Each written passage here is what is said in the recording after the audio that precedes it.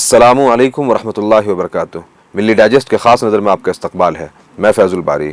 नाजरीन, देश के हालात बहुत अच्छे नहीं हैं। आम आदमी के जान को, माल को, इज्जत को हर वक्त ख़तरा रहता है।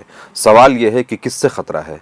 समाज के चंद उन बदमाश लोगों से, उन गुंडों से है जिसे हम असामाजिक तत्व कहते हैं, जिसे हम bad element of the society कहते हैं, या जिन्हें आप फ्रिंज एलिमेंट भी कहते हैं।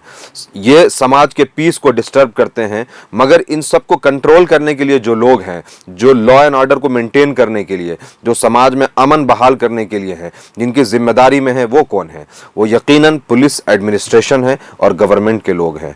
मगर एक बहुत ही इंटरेस्टिंग और अफसोसनाक पहलू आपको बताता हूं।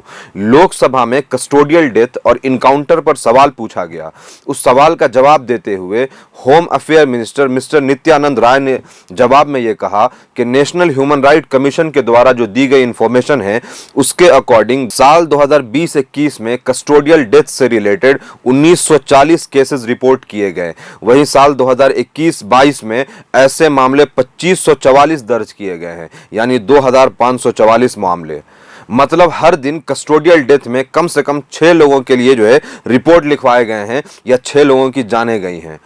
उन्होंने आगे बताया कि पिछले 2 सालों में 4484 लोग मौत के घाट उतारे गए हैं। कहां? पुलिस के हिरासत में, यानी कस्टोडियल डेथ हुआ है उनका। आप खुद से गेस कीजिए कि इन सब में सबसे ऊपर कौन सा स्टेट हो सकता है? उत्तर प्रदेश। फिर उसके बाद वेस्ट बंगाल और फिर मध्य प्रदेश। उत्तर प्रदेश में जहां इस साल पुलिस कस्टडी में 501 मौत हुई, वहीं पिछले साल यानी 2020-21 में 451 लोगों ने पुलिस के हिरासत में अपनी जान गंवाई है। अब आप ये सोचें कि एक तो इंडिया में सही से FIR रजिस्टर नहीं होता है, और ज्यादातर मामला ऐसे हैं जिसे इधर उधर करके रफा दफा कर दिया जाता है। उसके बाद भी अगर 2 साल में 4484 लोगों की कस्टोडियल डेथ होती है, मतलब पुलिस के हिरासत में उनकी मौत होती है, तो सोचिए कि आप जो रियल डेटा है, जो फैक्ट्स है, वो कितना ज्यादा होगा और ये नंबर कितना ज्यादा होगा। और अगर हम 4484 डेथ मान भी लेते हैं, तो हर दिन 6 से ज्यादा मौत हो रही है, और मौत भी कहां? पुलिस कस्टडी में, पुलिस के हिरासत में। और पुलिस कौन है? पुलिस वो है जिनकी जिम्मेदारी है पीस को मेंटेन करने की, जिनकी जिम्मेदारी है लॉ एंड ऑर्डर को बहाल करने की। ये तो आप जानते ही हैं कि एक हेल्दी इंसान कैसे मर जाता है और उसकी मौत कैसे हो जाती है। ऑफ कोर्स शदीद टॉर्चर से। ये मौत कैसे होती है, इसका मैं एक एग्जाम्पल आपको देता हूं।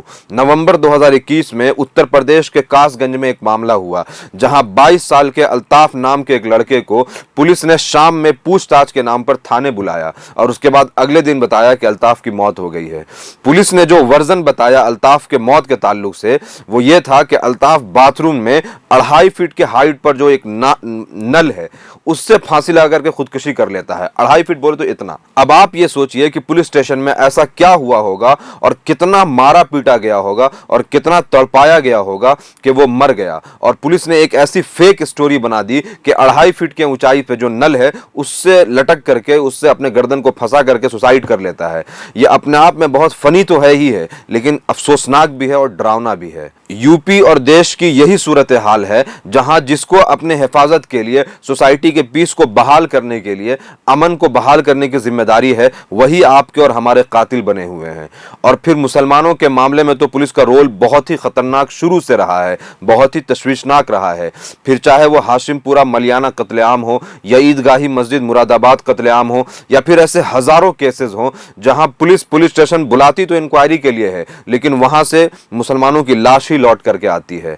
Retired IPS officer mister SR Darapuri साहब ने कहा कि इंडियन पुलिस शुरू से इस्लामोफोब रही है। पुलिस का रोल क्या है और मुसलमानों के ताल्लुक से वो किस तरह से सोचते हैं, उसके ऊपर एक उनका इंटरव्यू है। मैं इसका लिंक डिस्क्रिप्शन में डाल देता हूं, जरूर देखिए, काफी इंफॉर्मेटिव इंटरव्यू है। आखिर में फिर से मैं वही बात आपको निशान दहानी कराना चाहूंगा कि हर दिन 6 से ज्यादा मौत पुलिस कस्टडी में हो रही है, और जिसका मेन निशाना, मेन टारगेट यकीनन मुसलमान है। तो इन चीजों को हमें पढ़ना समझना बहुत जरूरी है। और मुस्लिम एक्टिविस्ट, जर्नलिस्ट और जो है पॉलिटिकल एक्टिविस्ट होने के नाते हमारी जिम्मेदारी और बढ़ जाती है कि हम इन चीज़ों को पढ़ें, इसको एनालाइज करें, और इसको डॉक्यूमेंट करें, और इसको लोगों तक बताएं, अवेयर करें, और इसको डिस्कस करें। खास नज़र में इस वक्त इतना ही। मिल्ली डाइजेस्ट को सपोर्ट करने के लिए सब्सक्राइब करें। Thank you.